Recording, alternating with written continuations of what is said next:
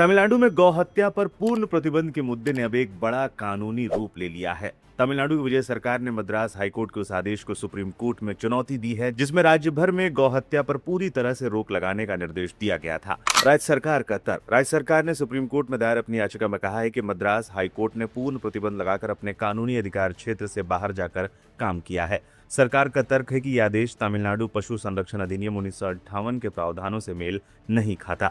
इस अधिनियम की धारा 4 स्पष्ट रूप से कहती है कि गाय की उम्र 10 वर्ष से अधिक होनी चाहिए, गाय काम या प्रजनन के लिए अनुपयुक्त होनी चाहिए, सक्षम पदाधिकारी द्वारा इसका प्रमाण पत्र दिया गया हो। राज्य की विजय सरकार का दावा है कि इन नियमों के मौजूद रहते पूर्ण प्रतिबंध का आदेश अपने आप में विरोधाभासी है। मद्रास हाईकोर्ट का आदेश क्या था?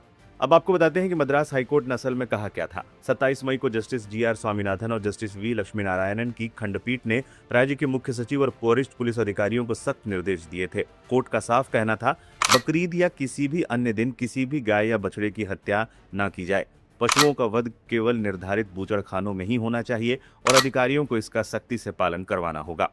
याचिकाकर्ता कौन था? यह आदेश इंदु मक्कल काची के प्रदेश महासचिव सूर्य की याचिका पर आया था। उन्होंने आरोप लगाया था कि सार्वजनिक स्थानों पर गौवंश की अवैध हत्या हो रही और शिकायत करने के बावजूद प्रशासन कोई कार्रवाई नहीं कर रहा है। इस फैसले में सबसे अहम बात मद्रास हाईकोर्ट की वो टिप्पणी थी जो धार्मिक प्रथाओं को लेकर की गई थी। हाईकोर्ट ने सुप्रीम कोर्ट के पुराने फैसले का हवाला देते हुए कहा, गौ हत्या बकरीद से जुड़ी कोई अनिवार्य धार्मिक प्रथा नहीं है। कई मुसलमान बकरीद के दिन गाय की कुर्बानी नहीं देते और गाय की कुर्बानी देना अपनी धार्मिक आस्था प्रदर्शित करने के लिए अनिवार्य नहीं है। दूध उत्पादन में सुधार और ग्रामीण अर्थव्यवस्था को मजबूत करने के लिए गौ हत्या पर प्रतिबंध लगाना आवश्यक है।